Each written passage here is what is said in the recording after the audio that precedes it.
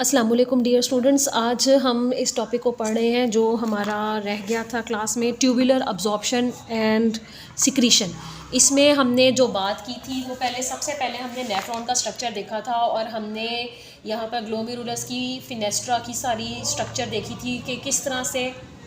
जो मटेरियल्स और आइंस हैं वो नेफ्रॉन के हिस्से में आ जाते हैं। अब सारी बाकी की डिटेल को समझने के लिए पहले मैं एक दफ़ा आपको डिटेल में एक्सप्लेन कर दूँ नेफ्रॉन का हमारा जो बाकी का स्ट्रक्चर था। ये पहला हिस्सा जो नेफ्रॉन का होता है ये बल खाया हुआ होता है, इसे प्रॉक्सिमल कॉन्वोल्यूटेड ट्यूब्यूल कहते हैं। प्रॉक्सिमल का मतलब है अगला, कॉन्वोल्यूटेड का मतलब है बल खाया हुआ। उसके बाद ट्यूब लंबी सीधी हो जाती है, यू शेप, यू टर्न लेती है, उसके बाद आखिर में फिर बल खाती है। इसको डिस्टल कॉन्वोल्यूटेड ट्यूब्यूल कहते हैं। ये कलेक्टिंग ट्यूब्यूल है जो कि नेफ्रॉन से तैयार किया हुआ यूरिन इकट्ठा करती है और उसके बाद ये कलेक्टिंग डक्ट है जिसके अंदर ये यूरिन को पोर करती है। अब हम अगर बात करें कि किस तरह से जो इम्पॉर्टेंट आइंस और मिनरल्स हैं, क्योंकि बहुत सारे इंपॉर्टेंट आइंस और मिनरल्स हैं जैसे कि sodium, potassium, chloride, magnesium, calcium, ये सारे इंपॉर्टेंट आइंस और मिनरल्स जो हैं वो यहाँ पर फिल्टर हो जाते हैं और इसके अंदर ल्यूमन के अंदर आ जाते हैं। ल्यूमन असल में नेफ्रॉन की ट्यूब का वो दरमियान का खाली हिस्सा है जहाँ से कोई चीज़ गुजर सकती है। तो अगर हम इसकी बात करें तो आपको मालूम है कि इतने हिस्से में, जहाँ पे मैं यहाँ पर डायग्राम पे पॉइंट आउट कर रही हूँ, कैपिलरीज का एक बड़ा सारा नेटवर्क होता है जो नेफ्रॉन को पूरे अच्छे तरीके से कवर करके रखता है और इन्हें पेरी ट्यूब्यूलर नेटवर्क कहते हैं या पेरी ट्यूब्यूलर कैपिलरीज भी बोलते हैं। तो पेरी ट्यूबुलर कैपिलरी में से एक कैपिलरी हमने यहाँ बड़ी कर दिखाई है आपको, और आपको हम ये बताने लगे हैं कि ल्यूमन जो खाली हिस्सा होता है नेफ्रॉन का, जिसके दरमियान में से हमारा जो फिल्ट्रेट है वो गुजर रहा होता है। अब अगर आपको याद हो तो फिल्ट्रेट क्या था कि जो सारा मटेरियल ब्लड कैपिलरीज के बंच यानी गुच्छे ग्लोमेरुलस की वजह से यहाँ से गुजरता है, एफरेंट आर्टीरियोल उसको यहाँ पर लेकर आती है और सारा मटेरियल छनकर यहाँ आ जाता है। अभी इसमें से ये फाइनल यूरिन नहीं होता, इसमें से अभी भी सारे बाकी के मटेरियल को जिसकी ज़रूरत है उसे बॉडी में बाहर वापस भेज देना होता है पेरिट्यूबुलर कैपिलरीज की वजह से, और यूरिन को प्योर फॉर्म में तैयार करके कलेक्टिंग ट्यूब्यूल जो कि यहाँ मौजूद है इसके थ्रू कलेक्टिंग डक्ट में पोर करना होता है।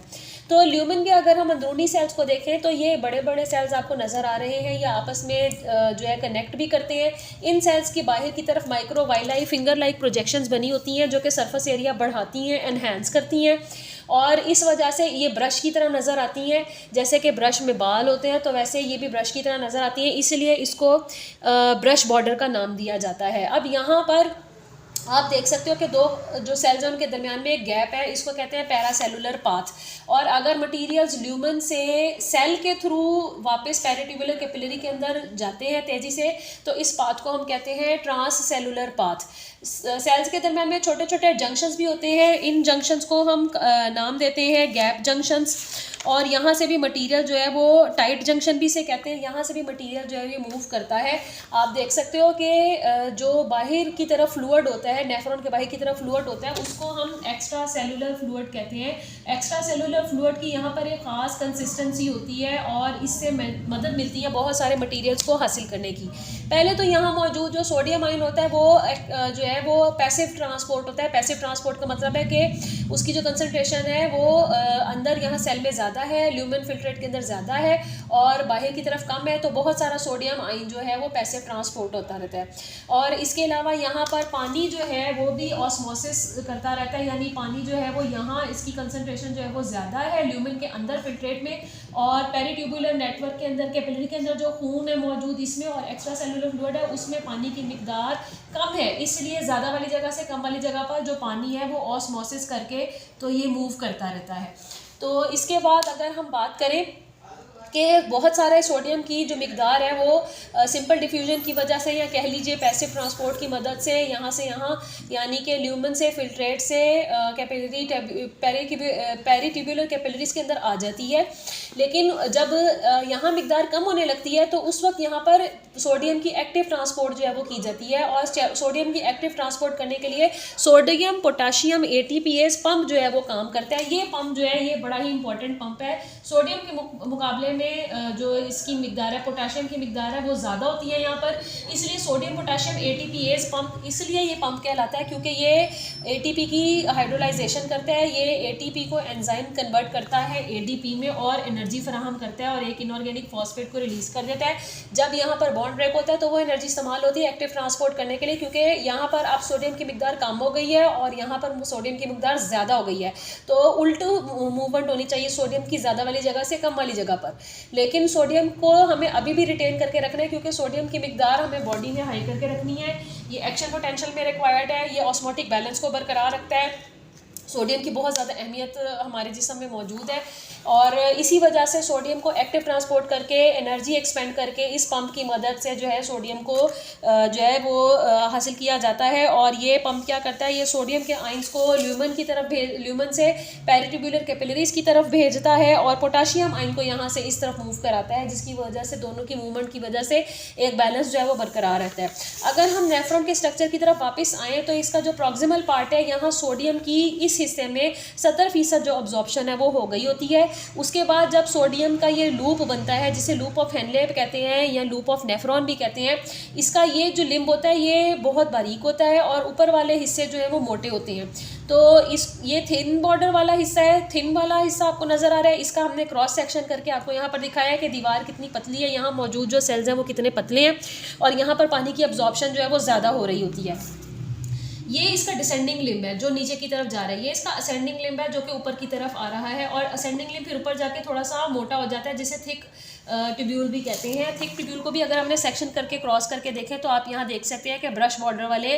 यानी माइक्रोवाइलाई रखने वाले बहुत सारे सेल्स यहाँ पर न्यूक्लियस के साथ अपने मौजूद हैं। इसका जो ल्यूमेन है वो थिक है और यहाँ पर हाइपोऑस्मोटिक कंडीशन है और इसमें पानी की मिकदार अभी भी ज़्यादा है, इसलिए पानी की मिकदार को वापस पेरिट्यूबुलर नेटवर्क की तरफ भेज दिया जाता है। बहुत सारे इंपॉर्टेंट आइंस जिसमें सोडियम, जो कैल्शियम है, क्लोराइड आइन है, पोटाशियम है, बाइकार्बोनेट आइन है, मैग्नीशियम आइन है, इस हिस्से में यहाँ पर आकर जो है इसको मूवमेंट जो है वो पेरिट्यूबुलर कैपिलरीज की तरफ, ब्लड की तरफ वापस भेज दी जाती है। अब एक्स्ट्रा सेलुलर फ्लूइड जो कि सारे के सारा मौजूद है यहाँ पर और ये नेफ्रॉन की तरफ जो है ब्लड लेकर आ रहा है, तो इसमें बाहर की तरफ जो फ्लूइड मौजूद होता है जिसे हम एक्स्ट्रा सेलुलर फ्लूइड कहते हैं, उसमें यूरिया की कंसनट्रेशन जो है वो बहुत ज़्यादा होती है, इसलिए यूरिया जो है वो डिफ्यूज़ इन कर जाता है नेफ्रॉन ट्यूब्यूल के अंदर और यूरिया ऊपर जैसे जैसे फिल्ट्रेट की तरफ जाता रहता है, इसमें सोडियम की मिकदार कम हो जाती है। जो क्लोराइड आइन होता है वो भी जो है वो बहुत ज़्यादा मिकदार में मौजूद होता है फिल्ट्रेट के अंदर। तो ये भी जो सिंपल डिफ्यूजन है उसके प्रोसेस की वजह से ये ब्लड के अंदर वापस चला जाता है यहाँ पर पेरिट्यूबुलर कैपिलरी की तरफ। जो इतनी ज़्यादा आइंस की मूवमेंट होती है उस वजह से हम इसको कहते हैं कि यहाँ पर बल्क फ्लो हुआ है, मूवमेंट ऑफ आइंस हुई है। यूरिया की कंसनट्रेशन बाहर ज़्यादा होती है, फिल्ट्रेट के अंदर उसके कंपैरिजन में कम होती है, इसलिए फ़ौरन यूरिया अब्जॉर्ब होता रहता है और जैसे जैसे ये जो फिल्ट्रेट है वो डिस्टल कॉन्वोल्यूटेड ट्यूब्यूल की तरफ चला जाता है जो कि थिक पार्ट है नेफ्रॉन का, ये कंसनट्रेटेड होता रहता है और हत्ता कि ये जो कलेक्टिंग ट्यूब्यूल है उसके थ्रू कलेक्टिंग डक्ट में पोर हो जाता है, यहाँ ये यूरिन बन गया होता है और ये वो जगह है जहाँ पर नेफ्रॉन के अंदर यूरिन की फाइनल फॉर्मेशन हो रही होती है। अगर हम इस हिस्से की बात करें और इसको रेफरेंस के तौर पर लें कि सोडियम क्लोराइड और पानी की यहाँ पे कंसनट्रेशन कैसी होती है, तो एक्स्ट्रा सेलुलर फ्लूइड जो होता है वो बहुत ज़्यादा कंसनट्रेटेड होता है, इसमें सोडियम क्लोराइड की मिकदार बहुत ज़्यादा होती है और जो फिल्ट्रेट है उसके अंदर जो है वो सोडियम क्लोराइड की मिकदार कम होती है। यही वजह है कि जो हमने अभी बात की कि सोडियम की फिर भी बॉडी को ज़्यादा ज़रूरत होती है, तो इसलिए उसको एक्टिव ट्रांसपोर्ट करके तो बहुत ज़्यादा मिकदार जो है उसकी यहाँ पर ही जो है हासिल कर ली जाती है और बाकी की जो सोडियम की मिकदार है उसको रिटेन किया जाता है कंसनट्रेशन ग्रेडियंट के अगेंस्ट जाके, जैसे कि मैंने यहाँ लिखा हुआ है, एक्टिव ट्रांसपोर्ट की जाती है और ATPase पंप जो है वो काम करता है, ये एंजाइम इस्तेमाल करता है ATP को और एनर्जी देता है। तो ये जो हिस्सा होता है नेफ्रॉन का ये डूबा हुआ होता है ब्राइन बाथ में। ब्राइन बाथ जो है वो हम कहते हैं सोडियम क्लोराइड के बहुत ही कंसनट्रेटेड सोल्यूशन को। अब जब सोडियम क्लोराइड का बहुत ज़्यादा कंसनट्रेटेड सोल्यूशन यहाँ पर मौजूद होता है तो ज़ाहिरी बात है कि इसमें ये जो बाहरी कंडीशन है इसमें पानी की मिकदार कम है और फिल्ट्रेट जो हमारा अभी अंदर मूव कर रहा है जो कि अभी फाइनल यूरिन बनना शुरू होना है, तो यहाँ से पानी की मिकदार जो है वो वापस पेरिटिब्यूलर नेटवर्क की तरफ भेज दी जाती है। इसलिए मैंने यहाँ वाटर को 2 दफ़ा मूव करते हुए आपको दिखाया है कि किस तरह पानी बाहर की तरफ मूव कर जाता है। इस तरह से पानी को रीअब्जॉर्ब कर लिया जाता है। अभी हमने यहाँ पर पानी की अब्जॉर्प्शन देखी इस तरह, क्योंकि यहाँ पर कंसनट्रेशन जो होती है ऊपर वाले हिस्से में, इधर वाले हिस्से में ये यहाँ पर ब्राइन सोल्यूशन मौजूद नहीं होता, निचला हिस्सा नेफ्रॉन का ब्राइन सोल्यूशन में होता है, तो यहाँ पर पानी ऑस्मोसिस करता है। लेकिन यहाँ पर कंसनट्रेटेड जो नेफ्रॉन का loop of Henle concentrated solution में डिप्ड होता है, इसके इर्द गिर्द जितना भी एक्स्ट्रा सेलुलर फ्लूइड है उसको ब्राइन बाथ इसी वजह से कहते हैं। तो इसलिए काउंटर करंट एक्सचेंज करके पानी को जो है वो उसकी मूवमेंट करता है तेज़ी से। और सोडियम क्लोराइड जो है वो भी जो है, क्योंकि बाहर बहुत ज़्यादा है तो सोडियम और क्लोराइड भी फिल्ट्रेट के अंदर मूव करना शुरू कर देते हैं। क्लोराइड आइंस जो है वो तो सिंपली डिफ्यूज़ हो जाते हैं, और जो सोडियम आइंस हैं जहाँ पर उनकी मज़ीद रिक्वायरमेंट होती है, तो ये वाला प्रोसेस प्रॉक्सिमल ट्यूब्यूल में जैसे जैसे फ्रेश ब्लड आता रहेगा सोडियम की अब्जॉर्प्शन की जाती है, और जो यहाँ पर मौजूद है सोडियम उसको एक्टिव ट्रांसपोर्ट भी किया जाता है। अब अगर हम बात करें हमारे डायग्राम का जो लास्ट हिस्सा है वो आपको यहाँ पर इसी तरह ये बता रहा है कि किस तरह नेफ्रॉन का ये हिस्सा ब्राइन बाथ में फ्लूइड में डिप है, और आप देख सकते हैं कि पानी जो फिल्ट्रेट है हमारा तैयार हो रहा है यूरिन, यहाँ से पानी जो है वो सीधा सिंपल ऑस्मोसिस के थ्रू बाहर निकल रहा है, और थोड़ा ही पानी जो है वो लूप के अंदर आगे की तरफ मूव करता है, और उसकी कंसनट्रेशन जो है वो कंसनट्रेटेड होती चली जाती है हत्ता कि वो कलेक्टिंग ट्यूब्यूल के अंदर आ जाता है। और आप देख सकते हैं कि बाहर सोडियम क्लोराइड बहुत ज़्यादा होता है, तो सोडियम और क्लोराइड के बहुत सारे आइंस को ब्लड की तरफ वापस जो है वो भेज दिया जाता है, और थोड़े ही सोडियम और क्लोराइड को इस यूरिन के अंदर एक्सक्रीट कर दिया जाता है। इसके अलावा बाहर बाहर यूरिया की कंसनट्रेशन जो है वो बहुत ज़्यादा होती है, और इस यूरिया को ट्यूब के अंदर भेज दिया जाता है, और ये यूरिया जैसे जैसे ऊपर यूरिन के साथ बनता चला जाता है तो ये कंसनट्रेटेड होता चला जाता है, और थिक फॉर्म में यूरिन कंसनट्रेटेड फॉर्म में जो है वो भेज दिया जाता है। यहाँ लूप ऑफ हेनले का ये कमाल है कि ये जितना लंबा होता है रीअब्जॉर्प्शन का प्रोसेस उतने अच्छे तरीके से हो सकता है। वो जानदार जो कि पानी में ज़्यादा रहते हैं